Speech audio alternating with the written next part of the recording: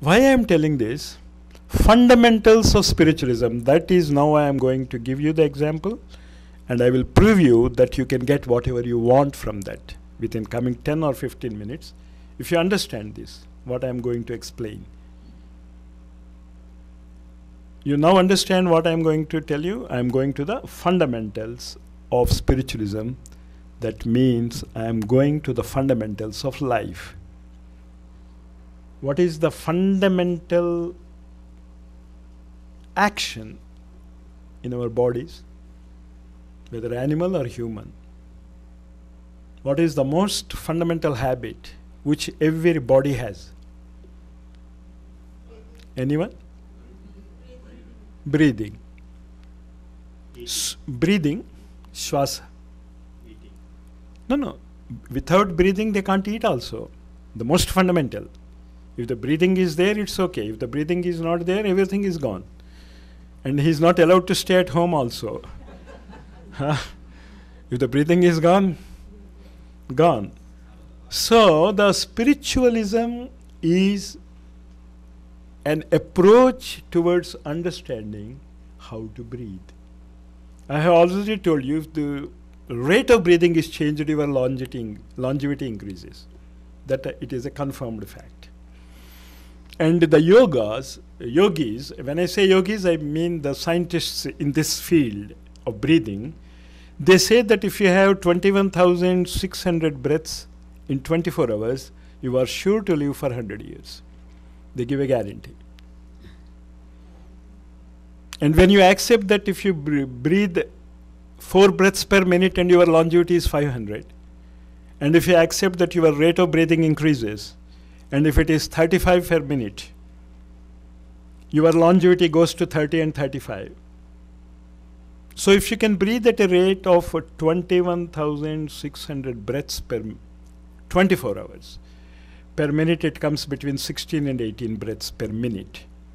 Your longevity is certainly 100 years. This is the first thing as a scientific basis you have to accept. But do you think I have given a scientific aspect or a theoretical aspect? You have the proof of the animals whose breathing rate is fast, their longevity is less. So if you increase your breath rate, your longevity increases. And now, the second aspect of our life is what is known as, you see the next 2 slides first. You just hear these, I will explain this. The parapsychologists and psychologists, they have told that there are 4 types of waves come from our brain. I will go back to the previous slide, but I am making a foundation to explain this, so that when I am describing it, you remember these things. Generally, in a wakeful state, our brain waves are in such a way that your decision is to go in for the action or to run away from the action. If you are able to understand and you know that you can do it, you go ahead. And suppose you feel I am not able to do it, what will you do? You will avoid it. That is what many of the psychologists say it as the fight and flight response. That is our general way of thinking. Fight, flight. We fight when we are able to understand by our wakeful consciousness, yes, we can face it. We fight. If not alone, together with a group. And suppose we feel that we can't do it, we try to avoid it. We flight. And now the alpha state, this is also a wave pattern which comes from the brain.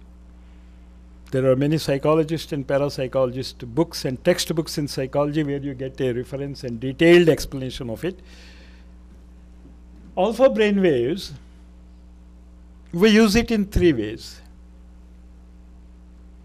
I am lost in daydreaming. I am wasting my time in daydreaming. Or in fantasizing. Or in visualization. You try to understand these 3. This is the basis of the 3 steps of Gayatri Mantra, the formula. Many of our dreams, we just never feel as if we have it and feel it. Just a dream, just a thought. Fantasizing as if you have become that and enjoying it. But still it is only a mental imaginational thinking. But suppose you visualize it. And what do you mean by visualization? If you act as if you have become that. You understand, this is the secret, and this is the formula I was telling you about, that you get whatever you want. Whatever you want, you will get it if you understand this alpha wave pattern. But now, when we call it the beta wave and alpha wave, now it becomes very confusing. What in yogis call it, the beta wave pattern is known as mind, mana. The alpha wave pattern is called buddhi. Now for those who know these words, I think it is easier to understand than thinking about the beta and alpha waves, but it means one and the same thing. Your desires, a lot of desires. After that, you visualize. So many people ask me, you say that if you visualize as if, you will get it. How am I to accept it? Suppose, when you were learning driving, because here in India I used to say you don't know driving and how did you learn? Because here I know everyone drives. Except me, I think all of you know how to drive. So I am just changing the question. When you didn't know driving, how did you learn it? By sitting beside a driver or in the seat of the driver? All of you sit beside the driver and learned? No? Then what did you do? Did you know driving when you sat there? Then why did you sit there? You visualize that you are going to learn driving. As if the driver does, you do it. And what happens? You become the driver. Is it? Now you understand what is visualization. So if you can visualize, the main stress in that particular alpha wave pattern or buddhi is not what you know, but you have to behave as if what you want to know. You got the difference? That is visualization. And once you have it, if you can visualize yourself and behave as if and you become a driver, why not whatever you want?